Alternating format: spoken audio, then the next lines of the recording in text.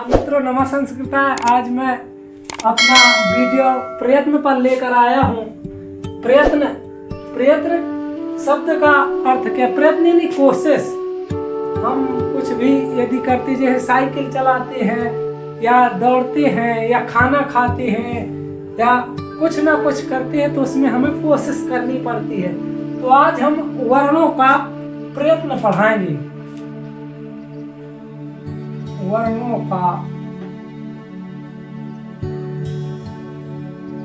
प्रयत्न यानी वर्ण के उच्चारण में हमें प्रयत्न जो करना पड़ता है, तो उस प्रयत्न में जो हमारी वायु निकलती है तो हमारी किस भाग को स्पर्श करती है या कौन सा प्रयत्न करना पड़ता है। तो प्रयत्न के मुख्य रूप से दो भेद हैं, एक आभ्यंतर प्रयत्न और दूसरा बाह्य प्रयत्न। तो मुख्य रूप से यदि पूछे जाए कि प्रयत्न के कितने भेद हैं, तो प्रयत्न के दो भेद हैं, एक आभ्यंतर प्रयत्न और दूसरा बाह्य प्रयत्न। तो आभ्यंतर प्रयत्न आंतरिक प्रयत्न है, यानी मुख के अंदर के जो भाग हैं, तो इन 5 भागों को छू करके टच करके जो वर्ण निकलते हैं, तो वो आभ्यंतर प्रयत्न के अंतर्गत आते हैं। आभ्यंतर प्रयत्न में कौन नंबर 1 स्पष्ट नंबर का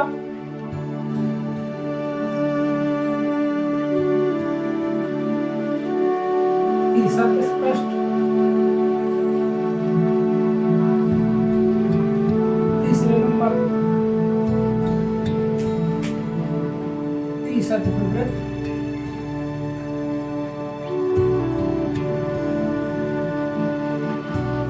चौथा नंबर विवृत,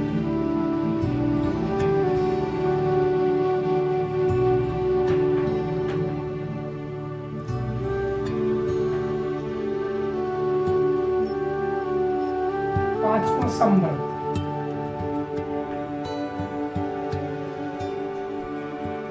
व्याकरण की थी में 5 भेद 9वीं 10वीं की कक्षा में दिए गए हैं, तो इनके बारे में आज मैं विस्तार से चर्चा करने वाला हूँ।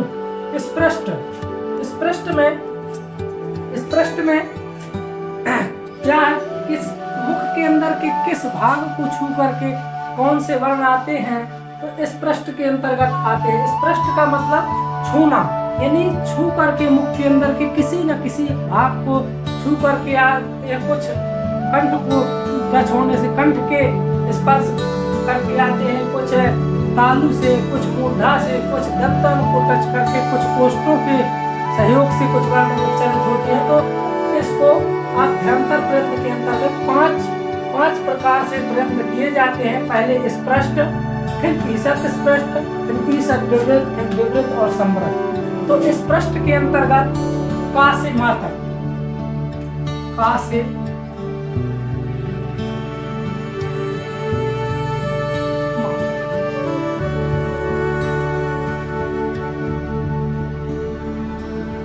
हम समझने के लिए या हलंत या नहीं भी लगाते, का से मा तक, यानी व्यंजन वर्ण आते हैं। का से मा तक, का दयो मांसा नाम स्पर्शा, यानी का से मा तक इसके अंतर्गत आते हैं। उ, चू, टू, टू, उ। इसका मतलब उ का मतलब का वर्ग के पूरे वर्ण का, खा, गा, घा, खंगा, का, खा, गा, घा, खंगा।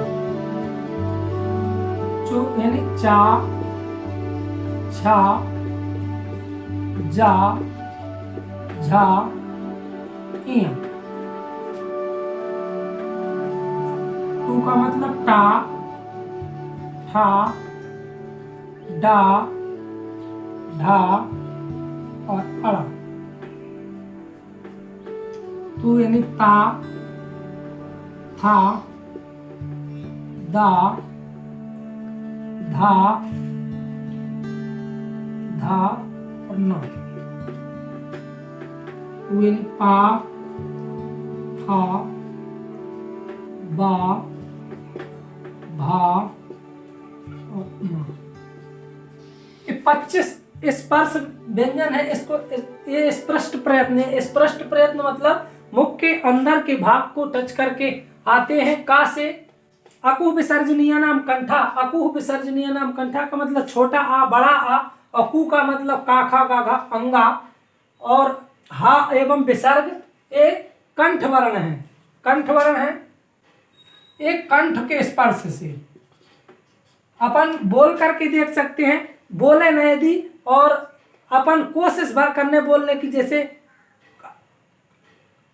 तो कंठ का अपन को पता चलता है कि इनमें कंठ के सहयोग से कंठ का इनमें ज्यादा करके स्पर्श करते हैं व्यंजन वर्ण का खा गा घा अंगा, और हा एवं विसर्ग, और छोटा और बड़ा, यानी अकुह विसर्जनीय नाम कंठा का मतलब आ का मतलब छोटा आ और बड़ा आ भी, और कु का यानी का खा गा घा अंगा, ये सब कंठ वर्ण है। कंठ का मतलब कि ये इनमें ज्यादा करके कंठ के सहयोग से उच्चारित होते हैं, इसलिए एक कंठ वर्ण है। फिर दूसरे नंबर में चा छा जा झा इया, ये तालव्य वर्ण है, तालु से निकले हैं। तालु कौन सा पार्ट है? तालु ऊपर है कंठ के आगे का भाग, जहां पर अपन यदि चा वर्ग के उच्चारण में अपन चा का उच्चारण चा छा जा झा इया, यानी चा वर्ग के जितने 5 वर्ण हैं, तो यदि इनका उच्चारण करने की कोशिश करें, उच्चारण ना करें, जैसे चा की कोशिश करते हैं अपन चा, यदि चा का चा छा, तो जहां पर अपनी जीभ अपन ऊपर टच करती है उसे तालु कहते हैं। चा छा जा झा इया, ये तालव्य वर्ण है। कहां से निकले? तालु से। तो तालु में टच होने के कारण जिह्वा के ये तालव्य वर्ण गिने जाते हैं। इनका सूत्र है इचु यसानम तालु। मैं सूत्रों की चर्चा काल कर चुका था, मुझे कमेंट आए कि हमारे समझ में कुछ ज्यादा ढंग से अच्छे ढंग से नहीं आता है, प्लीज अच्छे थोड़ी सही ढंग से समझाने की कोशिश करिए। और तो मैंने थोड़ी विस्तार से मैंने कहा थोड़ी समझाया जाए, भले ही वीडियो लंबा हो जाएगा।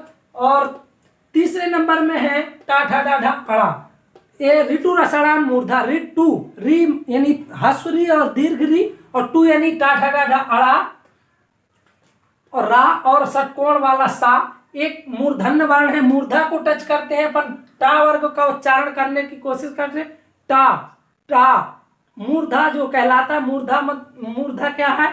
तो दांतों के ऊपर का भाग, मुख के अंदर का दांतों के ऊपर का जो भाग है, ये मूर्धा कहलाता है। इनमें जीभ का स्पर्श होना, टच होना जरूरी है। जब टा ठा डा ढा अड़ा ये वर्ण उच्चारित करेंगे अपन, तो मूर्धा में जीभ का टच होना आवश्यक होगा, तो इसलिए इनको मूर्धन्य वर्ण कहते हैं। मूर्धा। अब तू यानी ता वर्ग के जितने 5 वर्ण हैं, ता था दा धा ना, तो ये तू के अंतर्गत गिने जाएंगे। पाणिनि ने शॉर्टकट में इनको कु चू टू तू पू इस प्रकार से समझाया। तो तू के ता था दा धा ना, ये कहां से है? दंत वर्ण है। ये दंत वर्ण है, दांतों के सहयोग से उच्चारित होते हैं। इनमें जब तक अपनी जीभ टच दांतों से नहीं करेगी, तब तक अपन ता वर्ग के जितने हर वर्ण हैं तो अपन नहीं वांच सकते। अपन वांचने की कोशिश भी करते हैं, ता का उच्चारण करें, यदि जीभ को कहीं टच ना दांतों से होने दें, तो पता चलेगा कि दंत वर्ण, वास्तविक दंत वर्ण ए है ता। तो ता वर्ग का उच्चारण अपन दांतों के सहयोग के बिना नहीं कर सकते, इसलिए ता था दा धा ना ये दंत वर्ण है। इनका सूत्र है लिरतु लसानाम दंता। लिरी का दीर्घ होता नहीं, लिरी, और तू यानी ता था दा धा ना, ला और सीटी वाला सा, ये दंत वर्ण है। और अब आगे चलते उपपदमानीय नाम ओष्ठव सूत्र है। तो पू का यानी पाफा वामा, ये ओष्ठ वर्ण है। ओष्ठ वर्ण यानी ओंठों का सहयोग, इनमें ओंठों का जुड़ना, दोनों ओंठों का स्पर्श करना जरूरी है। ओष्ठ वर्ण, ओष्ठ वर्ण है, ये ओंठों का सहयोग इनके लिए जरूरी है। अगर किसी का ओंठ कट जाएगा तो इनका उच्चारण फिर संभव नहीं है। यानी पा, अपन कोशिश करते हैं पा को कि ओंठों का एक दूसरे से टच ना होने दिया जाए, और पा फा वा भा मा का उच्चारण कर ले, तो यह संभव है। यानी टच होना जरूरी है। पा पा पा दोनों, पा फा बा भा मा, ये ओष्ठ वर्ण है। इनमें ओंठों का सहयोग जरूरी है। तो स्पष्ट स्पृष्ट में एक का से माँ तक 25 वर्ण आते हैं। इनको स्पर्श व्यंजन भी कहते हैं। यानी स्पर्श का मतलब कि इनमें जब कहीं ना कहीं स्पर्श मुख के अंदर का भाग स्पर्श करके वर्ण निकले हैं, इसलिए स्पृष्ट। ईसत स्पृष्ट, ईसत स्पृष्ट यानी थोड़ा छूना। ईसत यानी थोड़ा, ईसत का अर्थ क्या है? थोड़ा। ईसत का अर्थ है थोड़ा, यानी थोड़ा सा टच करेंगे, थोड़ा स्पर्श करेंगे। इसके अंतर्गत आते हैं यण प्रत्याहार, यावर आला। यण प्रत्याहार आता है यानी यावर आला। 4 वर्ण आएंगे, या, वा, रा और ला। ये 4 वर्ण यावर आला इसके अंतर्गत आते हैं। इनमें देख लेते हैं अपन, थोड़ा जीभ टच कर, या, रा, वा, रा और ला।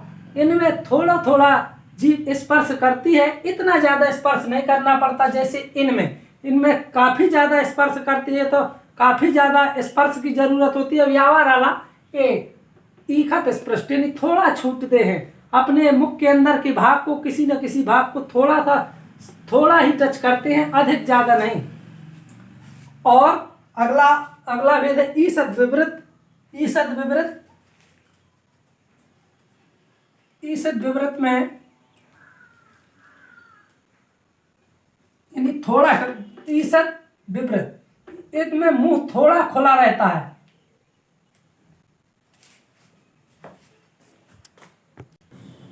तो ईसद विवृत के अंतर्गत 4 वर्ण आएंगे सल प्रत्याहार के अंतर्गत जो आते हैं। सल प्रत्याहार में कौन कौन वर्ण आते हैं? सा, और सा और हा।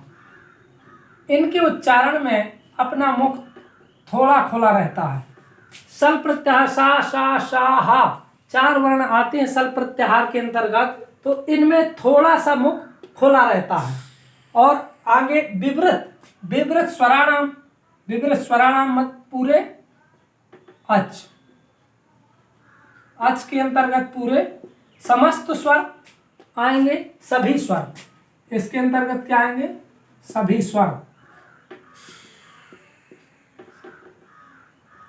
स्वर आएंगे अच के अंतर्गत।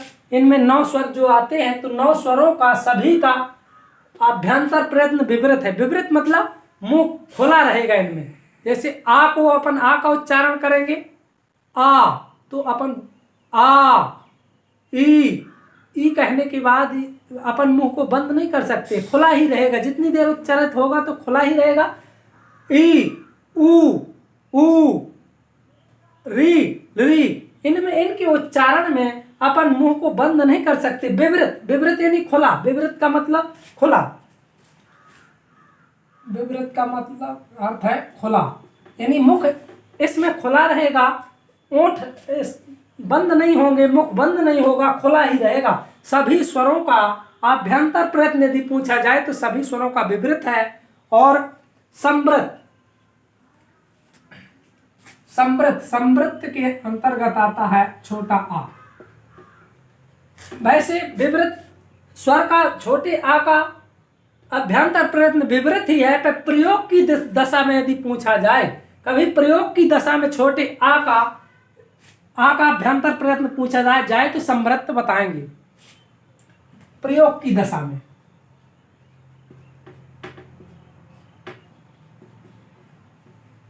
प्रयोग की दशा में इसका अभ्यंतर प्रयत्न संवृत होता है।